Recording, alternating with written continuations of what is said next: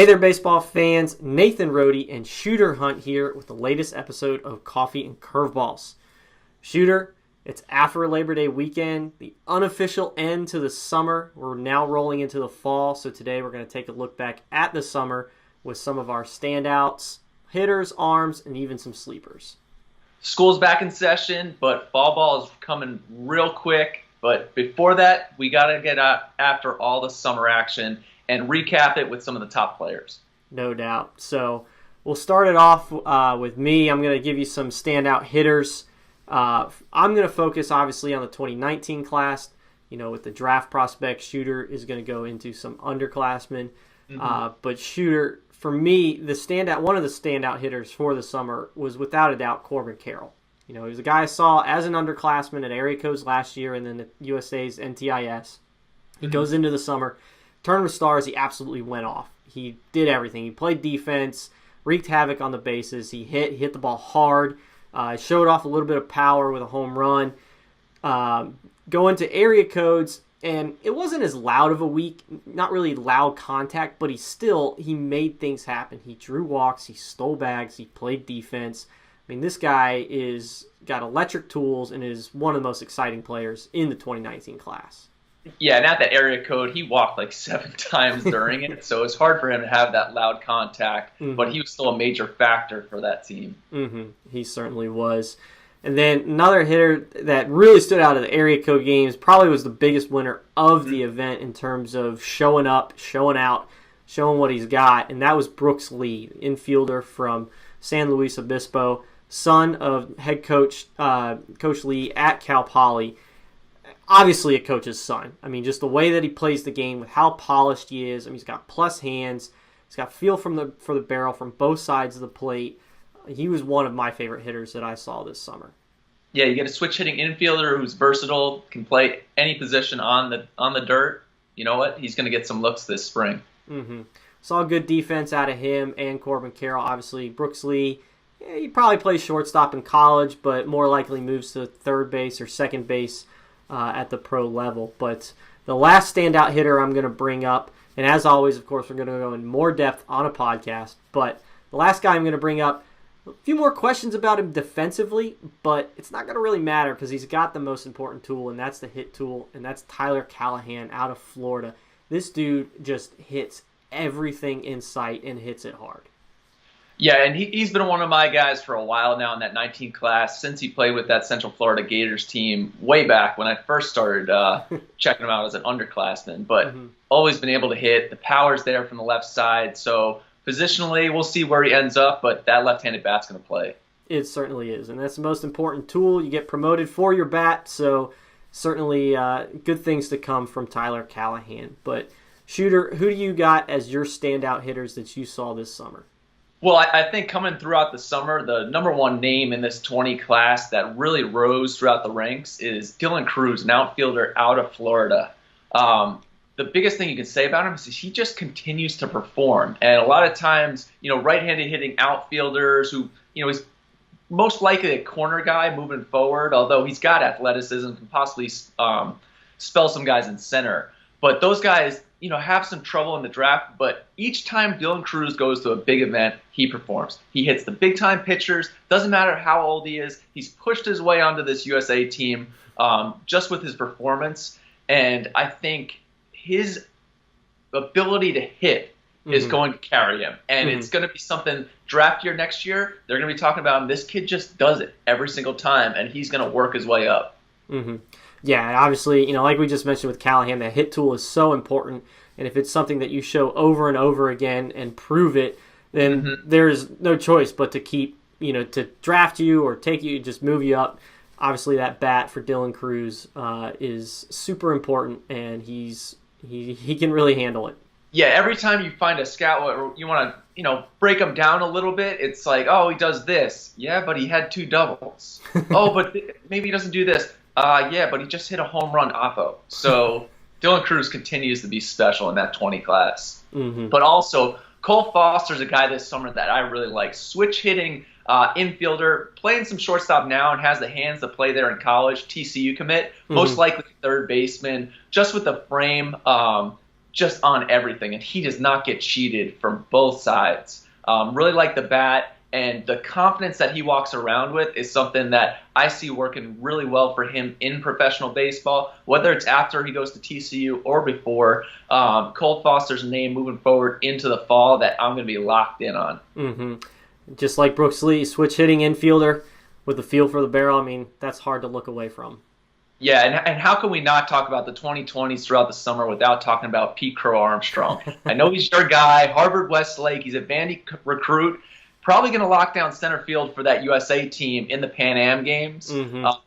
But again, we've talked about it a lot. Defends at a high level, may not be a plus speed guy where he's running 6'3", 6'4", 60, but when you look at those routes that he's taken and that cannon for a left arm that he has, setting the table at the top of the order, really tracks pitches well. Those quick twitchy hands at the plate, sprays it to all fields, just knows how to play baseball. Mm-hmm. It's one of those things where we've talked about it, you, myself, Sean Duncan, we were talking about those 2020 rankings. It's hard to find a pure defensive center fielder with that bat-to-ball skill and the high baseball IQ. I mean, it's the whole package when it comes to Pete Crow Armstrong. We talked about it with the rankings. He's the best 2020 I saw. I haven't seen the class top to bottom like you have, but it's a pretty special player, and he's a lot of fun to watch. So yeah, he was definitely in the talk for that number one spot, and there's a host of those 20s because that class is so strong. It certainly is, and we'll definitely be getting into that later when we talk 2020 rankings on the podcast. But moving over to the arms that stood out this summer, for me, the biggest winner of the summer is easily Jack Leiter. I mean, you can look at him and be like, he's undersized, 5'11". You get the Sonny Gray comps. You get him for good reason. Vanderbilt recruit, can spin a breaking ball. But this guy just shows time and time again that for him, the size doesn't matter. He's going to get you out. He's going to sit in the low 90s. He's going to hammer 94 when he needs it. And he's going to spin the breaking ball in there. He's got a little kind of slider cutter in there, too, that he can mix it up with. And he's just an uber competitor. Like, he gets out there on the mound. He knows that he is going to beat you every single time out. So, Jack Leiter, he's not, a top 10, top 15 pick. But I don't see how you can't consider this guy as an early round pick because of what he can do on the mound.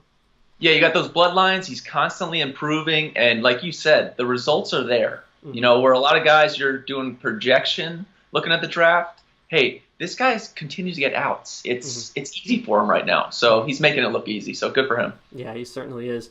Another guy we saw at Tournament of Stars, Avery Short, left-hander. He was up to 92 there. I think you've seen him bump just a tick higher there, shooter. Durable frame, left-hander, obviously. The thing about him is it's not huge, sexy stuff, but he just really pitches. He's got solid stuff across the board. He knows how to spin the breaking ball, feel for the changeup. He can move the ball in and out. He throws strikes. He attacks hitters, and he makes quick work of guys. It's not like he's pounding the strike zone to the point where he's just serving up pitches for guys to hit. He spots his stuff up. He knows what he's doing. This guy has got moxie on the mound, and just the overall IQ that he brings to the mound, it's hard to find another guy in the class like that. Yeah, his command and pitchability are probably what are going to end up being his potential plus tools. Like you said, across the board, 4 pitches, he's got control of them, throw them in any count, has that durable frame, he's in the low 90s. He's one where throughout the spring you're going to either hear his name around this pick to this pick because it's not that plus elite 96, 98, but he's just so consistent and he's done so well at these big opportunities that he could be another big name 19. Yeah, certainly. And then the last arm that I'll bring up, it was a first look for me at area code games, but that was Bryce Osmond. Just super athletic kid. He's got that projectable frame, quick arms, running the fastball in the low 90s. Shows kind of like a slider cutter, flashes the breaking ball. When a guy walks out on the mound and you talk about, like you just did with projection versus now stuff, when I see Bryce Osmond, I'm looking at just, really high upside projection.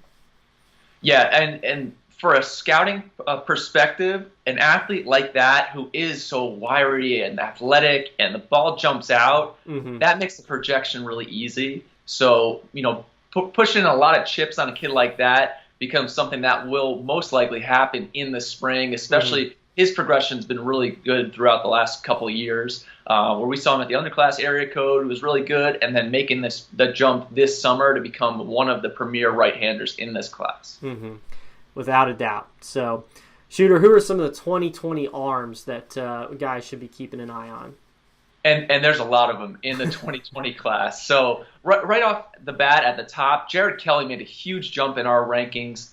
He's the top pitching prospect for us right now. Right-hander out of Texas. He's a TCU recruit. I mean, shoot, you saw him at TOS. He's up to 96, 97. 98, 99 would not be out of the question come springtime for him.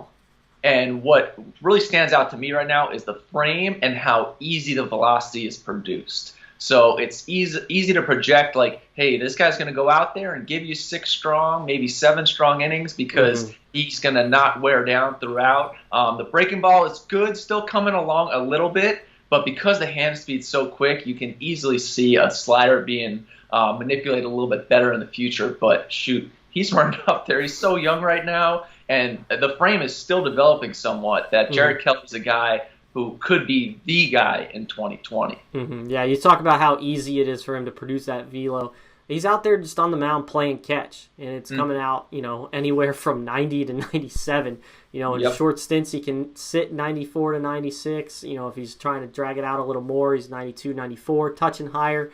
The ease of velocity for him is really impressive and just leads you to believe that there's going to be plenty more in the tank. So he's going to throw pretty hard. Not that he doesn't already. He already does. And then, big left-hander Nate Savino made a huge jump for us. Virginia recruit out of Virginia. Jerry Shank, our director in that Maryland, Virginia area, kept calling me. He said, hey, this Savino kid's really, really good. And what separates him is he's 90 to 93 from the left side, long arm stroke, ball comes out hot, but he can really command the fastball. And he knows what he's doing with it, can sink it to the arm side. And shoot, a big dude like that, it's not fun to dig in against him. And he's got a good slider working right now. It has a chance to be a wipeout pitch. And when you're that big and you're left-handed and you throw that hard and you're still in high school and developing, that's a good combination to be a draft pick come 2020. Nate Savino climbing up boards right now. Not sure if he's going to throw this fall because he threw a lot in the summer, but I can't wait for this spring roadie. You need to get up to see him. I just might get back to my home state and check it out. I always like when the Old Dominion state's got some prospects to pump out. And Nate Savino's got a lot going for him, being big and left-handed and running that fastball up there. So certainly one to watch.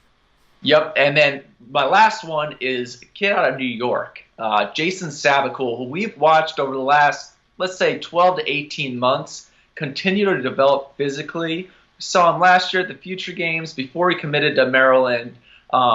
It was a smaller frame, probably about 5'10", 5'11", 160 pounds maybe, but the arm was so quick and the slider really stood out. He can really spin it, has strong belief when he throws it for strikes, wipeout pitch, gets those swings and misses, and then we go out to area code this year, and the first thing I noticed is, hey, Sabacool's put on some weight, and good weight. He's filled out. He's gotten much stronger.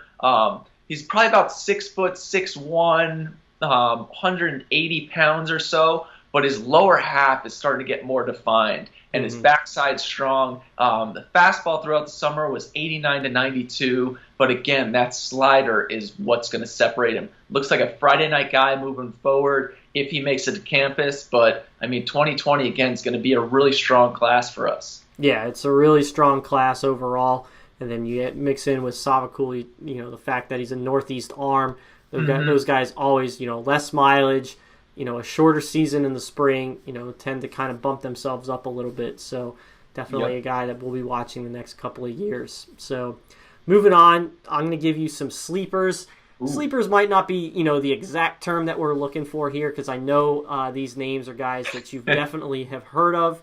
But nonetheless, they're guys to keep an eye on. They might not be in the upper echelon at the moment, but they certainly could find themselves working their way into that conversation. But Jacob Meter, sorry, can never remember which way it goes.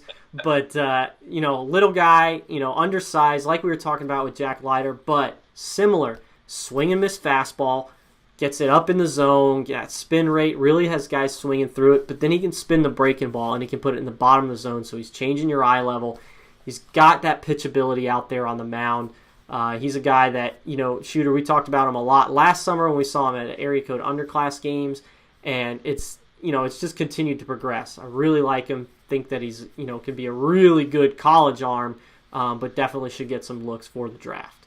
Yeah, it's going to be another guy going into the spring to monitor how are his outings going, what are the words we're hearing from scouts, because he is a smaller guy, but the pitchability is there. Probably a lower ceiling, but higher floor for him because of that pitchability. Exactly. But again, you're going to have to look through the spring because a 19 class as a draft hole, it's a little bit down, especially from 18. So that could be one of those guys who, some team really likes. Exactly. So Kyren Paris, again, not really a sleeper. You guys have heard of him. He was good at Tournament of Stars. We've had him in the top rankings of California recently. Solid tools across the board. So as opposed to being a sleeper, he's really a guy that I think is going to grow on people. He's got a chance to stay at shortstop. He's got quick hands at the plate, so there's some hitability there. Obviously, so some defense, hitability, maybe a little bit of pop. He's got some, wiry strength. He's one of those guys that the more you watch him, I feel like you're gonna like him more and more, and we're gonna start talking about him being a couple of, in that top 2 to 3 rounds. Yeah, we're starting to see which guys in California kind of elevate themselves. California has a ton of draft picks each year, so Kyren Paris could be one of those guys that shoots up boards. He certainly could. And then lastly, another little guy. I like my little guys. Drew Gilbert out of Minnesota. We saw him at the Future Games, and he was a stud, two-way player. Probably going to get an opportunity to play both ways in college, but the future might be on the mound, even though he is a smaller guy. That arm is super quick, and he's running his fastball there in the low 90s. Touched 95 one time for Rob Allison at the Minnesota State playoffs, but he can spin it too. So from the left side, sitting low 90s, the ability to spin it, you can't turn away from something like that. No, he's an Oregon State recruit, so and coming out of Minnesota, he's got that toughness to him where he goes out there and competes. I thought the delivery at area codes was a little more segmented. I think he's more athletic than that, and I know Nate Yeske does a great job at Oregon State. I'm sure they'll be able to work with his athleticism, especially since he's going to be a hitter and potentially a two-way guy. But you're right, he can spin it from the left side and can get left-handers out. That seems to work. It certainly does. So, as opposed to giving us some sleeper Shooter, why don't you talk to us about some 2021 storylines? Yeah, we got the 21 rankings coming out real soon. We'll be re-upping there, but had to give these 21s a shout-out. Right at the top, Kendall Diggs, who had an outstanding summer. He's an infielder out of Kansas, really nice player, just hit all summer. At the Oklahoma Limited Series, I think he had 12, 13 hits. We've talked about it before. But he's so comfortable in the box and can hit from behind the count, uses the whole field. And even at the Future Games, it was like, oh, surprise, surprise, Kendall Diggs, another hit. But he's a really good-looking player that a lot of schools are highly pursuing right now. Yeah, he certainly is. And then we got a little breaking news coming from Chris Kemlow out of Canada. Simone Lusignan, right-handed pitcher who we had seen at the PBR Limited Series at IMG in Florida to start the summer. Then he was at the Future Games. Big 6'4", 185 pounds. I keep saying he almost looks like Drago on the mound from Rocky IV. But he was 87 and 90 when I saw him at the beginning of summer and the end of the summer. It's still a little raw coming out of Quebec, getting those innings in, but it comes out hot, and it's a clean arm. He's also got a nice slider, 74 to 77. Feel for a change at 77 to 79, but he is a 21, folks. We had thought he was a 20. I think it got lost in translation a little bit from Chris Kemlow up there. But the text message I got Saturday, I was like, whoa, that's a big-time 21. So expect to see his name shooting up some boards. No doubt. I mean, he was a big name as a 2020 as it is. So now that he's a year younger, that really makes things interesting. Oh, it does, and I'm sure Brody may want to get your passport checked for 21, where you can be heading up to Quebec. Maybe get your French going a little bit better. I'll just wait for him to make the junior national team for Team Canada, and we'll watch him in Florida. Okay, that's fair. And then one more guy I want to talk about. Recent commit to Stanford, the Cardinal. Saborn Campbell, an outfielder out of Michigan who I really liked the future games. There were some other. Aaron Downs had a great future games where it was really loud in the 21s. But Saborn Campbell, if you locked in, just had a really steady 4 days there. I ran a 6.5 60, moves well in the outfield, and I love the batting practice he took. Just spraying line drives, some easy gap power right now, stays within himself and has those quick hands, but really exciting athlete and smart kid too, heading to Stanford. So good get out there for those guys in NorCal. It certainly is. To wrap things up here, the 2020 rankings are updated on the website. And Shooter, this class is just absolutely loaded with depth at every position. Yeah, it was stacked. Similar to that 18 class when we were looking at guys like Owen White around and just barely making the top 50. This is what the 2020 class looks like. It was really deep and making decisions, moving pieces around. It's going to make for a really fun fall to watch these guys compete because it is stacked. It certainly is. So looking forward to following that one a little bit more closely. So there's a look back at the summer that we saw. 2018 summer, some 19 hitters and pitchers that stood out, some 2020 pitchers and hitters, and storylines on the 2021s. So be sure to take a look at prepbaseballreport.com. Follow our coverage as the fall starts. But as always, for Shooter Hunt, I'm Nathan Rohde. This was Coffee and Curveballs. Until next time, we'll see you guys at the ballpark.